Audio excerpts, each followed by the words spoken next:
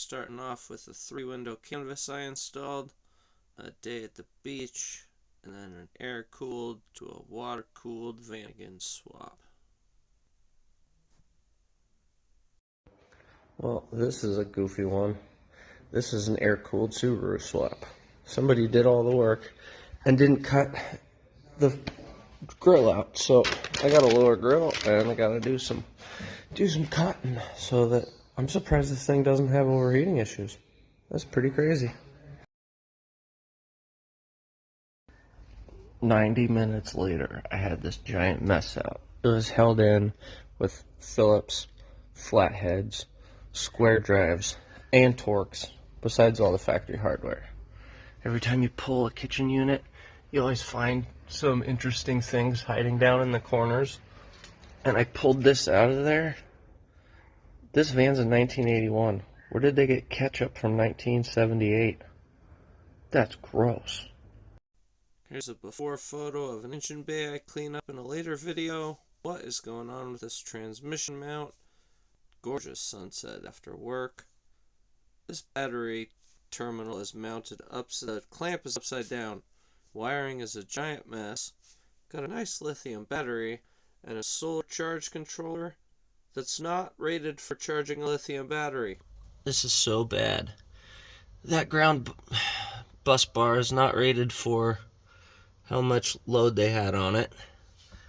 It's held on with square drive screws. This fuse box isn't rated either. It's held on with flats. Everything else was held on with Phillips's or square drive. There were 5 wires stacked on the positive terminal when you're only allowed to have 3 maximum. There's house wiring all through here. And it's a giant spaghetti mess of, oh look, at least I put a label on it. Yeah, what does that say? I can't read that. I can't read that. Good Lord. Okay, continuing the goodness. I got these driver's seats out. Look at this garbage. Holy moly. I knew I was going to be bad because there was all these power wires coming in here. I just had no clue what they were going for. So we have 1, 2, 3, 4, 5. When you're allowed 3 maximum on a bolt. Yeah. What in the... Oh. So they're using... Yikes. They're using the power inverter off of that battery to charge this camper and start. How would it backfeed? Oh, are you serious? Wow.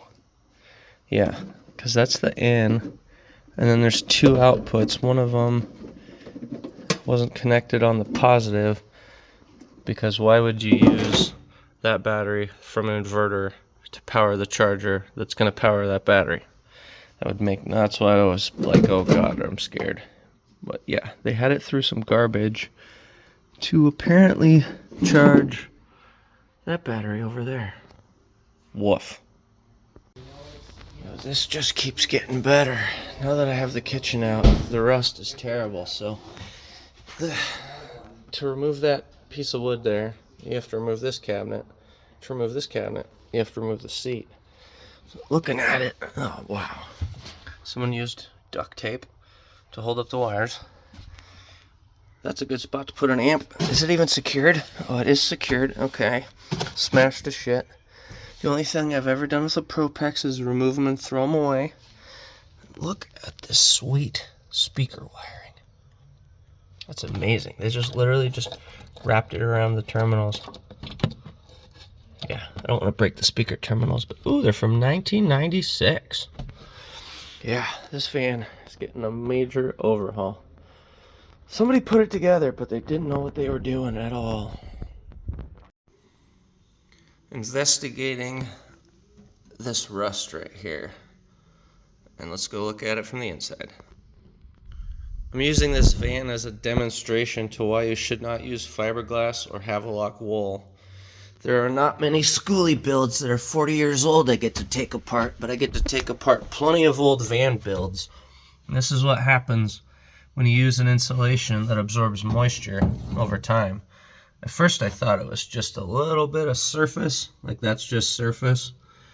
It's going through big holes. Oh, this is going to be quite the patch job. Stick with closed cell foam, people.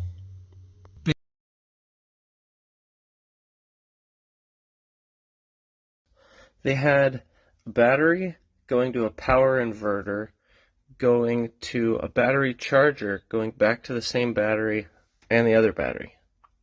So they figured out an infinite energy cycle right there. Rust everywhere. Just everything was terribly installed. There's house wiring in here everywhere. The rear seat is missing a bunch of hardware on the other hinge.